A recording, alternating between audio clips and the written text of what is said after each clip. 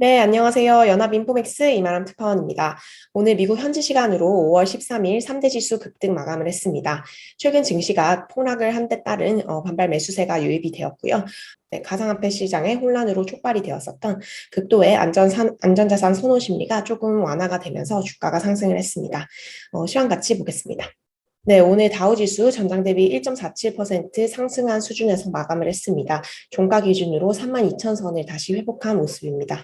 네, S&P 500 지수 같은 경우 전장 대비 2.39% 급등 마감했습니다. 역시 4천선을 상회하는 수준에서 마감했습니다. 나스닥 지수는 전장 대비 3.82% 무려 급등을 하면서 11,805에서 종가를 형성했습니다. 오늘 3대 지수 중에서 가장 큰 폭으로 급격하게 상승을 한 모습입니다. 네, 오늘 뉴욕 증시 S&P 전 섹터가 상승하는 흐름을 보였습니다. 네, 특히 최근 낙폭이 컸었던 자율소비재와 기술통신 관련주가 이제 3, 4% 안팎으로 상승을 하면서 큰 폭의 상승세를 보였습니다. 네, 최근 매우 큰 폭으로 조정받았던 빅테크 역시 이날 일제히 반등하는 흐름을 보였습니다. 애플 다시 3.19% 반등을 하면서 150달러 선에 근접을 했습니다. 구글은 전장 대비 3% 가까이 상승을 했고요. 마이크로소프트 또한 2.26% 상승 마감했습니다. 아마존 같은 경우 최근 낙폭이 굉장히 컸었는데요. 오늘 5.7% 이상 이렇게 크게 반등하는 모습을 보였습니다. 테슬라도 5.7% 상승 마감을 했습니다. 엔비디아 같은 경우 이제 급락을 딛고 오늘 장중 10% 넘게 급등하는 모습을 보였습니다. 네, 오늘 뉴욕 증시에서는 헬스케어 업종을 제외하고는 대부분의 업종이 상승을 하는 모습을 보였습니다. 지수 자체는 시원하게 반등을 하면서 매우 큰 폭으로 올랐지만 오늘의 반등을 전문가들이 어떻게 평가하는지에 대해서 기사를 가지고 와봤습니다. 네, 전문가들은 이제 대체로 그간 주식이 워낙 큰 폭으로 내렸던 만큼 오늘 이제 기술적인 어떤 반등이 있었던 것으로 해석을 하고 있습니다. CFRA의 전문가는 이렇게 설명을 했습니다. 이제 just as trees don't climb to the sky라고 표현을 했는데요. 나무가 이제 하늘 끝까지 올라가지 않는 것처럼 prices don't fall forever 이라는 얘기를 했습니다. 주가가 계속해서 떨어지지는 않는다라고 얘기를 했습니다. 주식시장이 현재 지금 코렉션장, 조정장에 있고 이제 나스닥을 제외한 이대 지수는 조정장에 있는데요. 조정장에 있고 approaching bear market, 약세장에 근접해 가고 있지만 이런 상황 속에서도 relief rally라는 것은 펼쳐진다라고 설명을 했습니다. 그것이 바로 오늘 시장의 흐름과 같다라고 설명을 했는데요. relief rally라고 하면 이제 안도 랠리라는 말인데요. 이런 약세장에 진입해가는 국면 속에서도 그 사이에서 발생할 수 있는 일시적인 반등, 랠리를 이제 언급한 것으로 보입니다. 네, 또 다른 전문가 이렇게 얘기를 했는데요. 주가가 이 수준에서 추가로 더 하방을 보는 것이 조금 어렵다라고 생각을 하고 있다라고 얘기를 했습니다. 이 전문가는 이런 시각을 전했는데요. 지금 통상 경기 침체가 일어나지 않는다는 것을 가정하면 평균 주가는 고점 대비 23에서 25% 하락한 수준에서 바닥을 찾는 경향이 있다고 합니다. 지금 현재 주가의 낙폭이 그 정도에 근접한 상황이고 미국 경제에 이런 리세션 리스크가 크지는 않은 상황이기 때문에 이런 좀 추가 하락은 어렵지 않겠나라는 개인적인 견해를 냈습니다. 네, 또 다른 전문가는 외신에 이런 분석을 전했습니다. catch a trade라는 표현을 썼습니다. 흘러내리는 시장 속에서도 반짝 랠리를 이제 기회를 잡으려는 투자자들이 있었다라는 것으로 얘기를 했고요. 하지만 그러면서도 아직 시장의 전반적인 바닥은 아직 오지 않은 것 같다라는 얘기를 했습니다.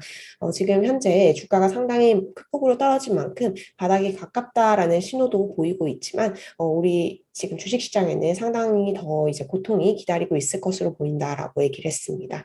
또 다른 전문가 역시 이제 바닥을 가늠하기는 어렵다라는 얘기를 내놨는데요. 지금 현재 우리가 약세장에 매우 근접한 상황, 3대 지수 모두 약세장에 매우 근접한 상황이긴 하지만 지금 우리가 바닥에 근접을 하고 안정을 할 수 있을지 여부에 대해서는 클리어하지 않다라고 얘기를 했습니다. 네, 채권 시장 쪽에서도 비슷한 분석이 나왔는데요. 이제 금리와 주식 그리고 암호화폐의 변동성이 컸던 한 주 동안에 먼지가 가라앉으면서 가격 조정이 일어나고 있는데 이것이 일시적일지 혹은 이제 몇 주간 이어질 광범위한 금융시장의 추세의 시작일지에 대해서는 이제 좀 미지수다라는 표현을 했습니다. 네, 오늘 확실히 시장에서는 어떤 뚜렷한 호재가 나와서 주가를 끌어올린 것이 아니기 때문에 전문가와 외신들도 지금 현재 이런 랠리가 반짝 랠리에 그칠지 혹은 이제 바닥을 찍고 다시 주가가 반등하는 계기가 될지에 대해서는 명확한 답을 내놓지 못하고 있는 상황입니다. 네, 어제 이제 금융시장을 완전히 뒤흔들어 놨던 암호화폐 시장은 조금 안정을 찾는 모습을 보였습니다. 오늘 비트코인 같은 경우 지금 4% 이상 상승을 하면서 3만 달러대를 회복을 했습니다. 이더리움 역시 7% 가까이 상승하면서 2,000달러 선을 회복을 한 상태입니다. 또 이제 세계 최대 스테이블 코인인 테더 같은 경우 1달러를 회복을 했습니다. 달러화와 페그가 가치가 고정이 되어 있는 즉 페그 가상화폐인 테더인데요. 이것이 이제 어제 일부 거래소에서 95센트대로 떨어지면서 이런 상당한 시장의 우려가 촉발이 되었었는데 결국 다시 1달러대로 올라오면서 이제 가상화폐 시장에 극심한 혼란이 조금은 진정이 되었습니다. 테라 USD라든지 이제 루나 코인과 관련된 불안은 지금 계속되고 있지만 세계적으로 봤을 때 비트코인, 이더리움 그리고 테더 스테이블 코인 테더가 이제 조금 진정이 되면서 또 외 위험 회피 심리가 완화하는 흐름을 보였습니다. 네, 채권 시장에서도 극도의 위험 회피 심리가 조금 완화하는 흐름을 보였는데요. 미국 10년물 국채 금리가 10bp 이상 급등을 하면서 다시 2.92%대로 올랐습니다. 국채 가격이 하락을 하면서 안전자산 선호 심리가 조금 완화가 되었습니다. 파월 의장이 어제 한 라디오에 출연해서 발언을 내놨습니다. 네. 이제 어제 딱 들었을 때는 조금 충격적으로 느껴질 수 있는 그런 발언을 했는데요. 미국 경제의 연착륙을 이제 보장을 할 수 없다라는 얘기를 했습니다. 그러니까 파월 의장은 미국 경제가 이런 긴축의 경로 속에서도 연착륙을 할 수 있을 것이라는 자신감을 보여온 바 있는데요. 스탠스를 조금 이제 연착륙이 어려울 수도 있다라고 얘기를 하면서 스탠스를 조금 되돌리는 모습을 보였습니다. 지금 연착륙을 할 수 없는 이유를 어떻게 설명을 했냐면요. 지금 현재 우리가 경제를 연착륙시키느냐 혹은 연착륙에 실패하느냐 여부는 우리가 통제할 수 없는 요인에 달려있기 때문이다라고 얘기를 했습니다. 지금 러시아와 우크라이나 전쟁 같은 경우 공급망 병목 현상 이런 것들은 지금 사실상 연준이 통제할 수 있는 것이 아니고 그 누구도 통제를 할 수 없는 이슈이기 때문에 연착륙에 대해서 이제 보장을 하기는 어렵다라고 얘기를 했는데요. 그럼에도 불구하고 연착륙에 도달할 수 있는 길이 있을 것으로 생각을 한다면서 미국 경제가 심각한 경기 하강은 피할 수 있을 것으로 믿고 있다라고 얘기를 했습니다. 파월 의장이 이런 발언을 내놓으면서 채권 시장은 다시금 이제 공격적인 긴축 전체 가능성을 가늠을 해보고 있는데요.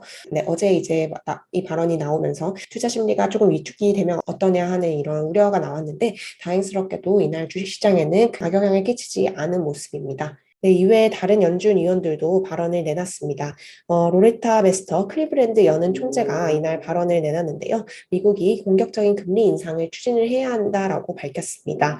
하지만 이제 50bp 금리 인상 경우에서 크게 벗어나지 않은 모습을 보였는데요. 이렇게 설명을 했습니다. 이제 큰 서프라이즈가 없다면 다음 두 번의 FOMC에서 50bp 금리 인상을 두 번 연속하는 것이 적절해 보인다라고 설명을 했습니다. 결국 이제 75bp 금리 인상 가능성은 이제 언급을 하지 않으면서 투자 심리를 조금 개선시킨 것으로 보입니다. 네, 이제 외신 역시 베스터 총재가 6월과 7월에 50bp 금리 인상을 지지를 했다라고 해석을 했습니다. 오늘 미니애폴리스 연은 총재인 닐 카시카리 총재도 발언을 했는데요. 인플레이션이 너무 높은 상황이기 때문에 인플레이션을 낮추기 위해서 필요한 일을 연준이 하겠지만 솔직히 말해서 연준이 이런 일을 좀 덜 했으면 좋겠다. 즉 다시 말해서 인플레이션이 좀 진정이 됐으면 좋겠다. 뭐 이런 원론적인 얘기를 했습니다. 네, 오늘 경제지표 두 가지 발표가 되었는데요. 5월 미시간대 소비자 태도 지수 예비치가 59.1을 기록을 했습니다. 지금 11년 만에 최저 수준으로 추락을 했는데요.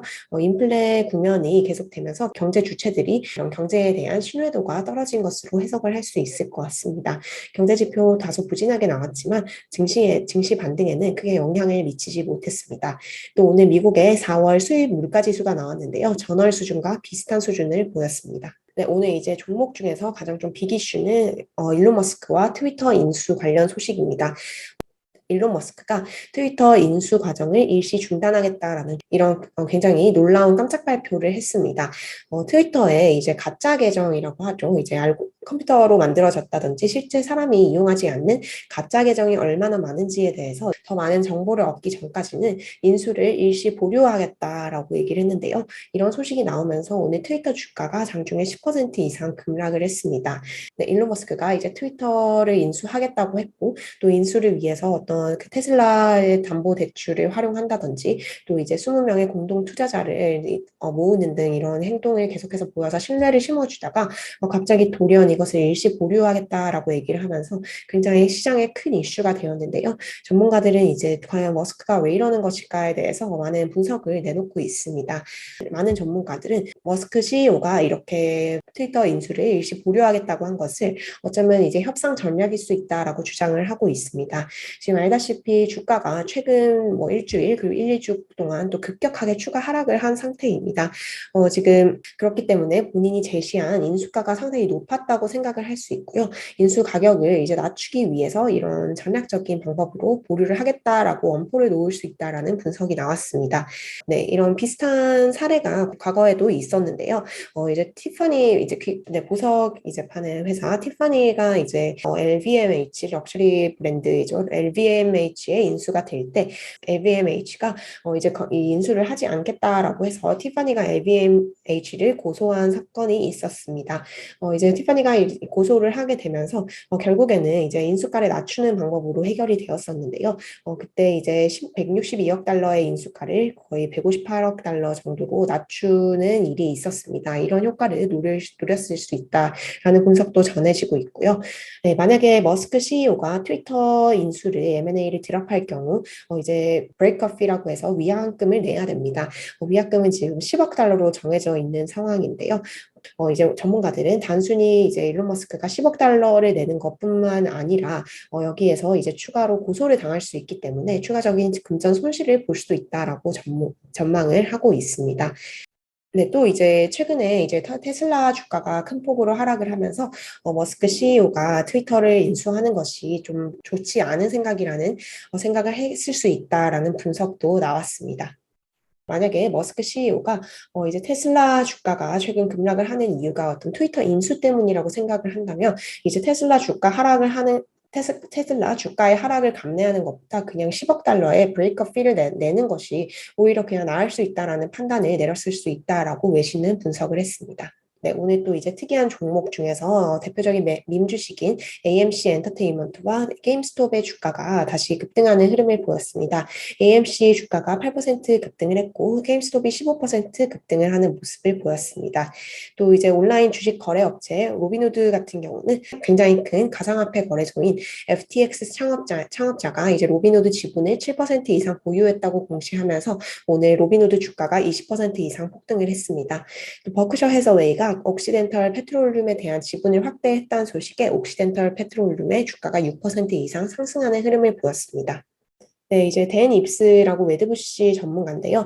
이제 기술이나 인터넷 부분에서 좀 유명한 월가의 IB 전문가입니다. 지금 현재 테크 분야의 세로프에 대해서 매수 기회라고 진단을 했는데요. 흔치 않은 의견이라서 한번 전해드리려고 합니다. 지금 이런 빅테크 종목들 중에서 오른 종목들, 그러니까 라이트 스토크라고 얘기를 했는데요.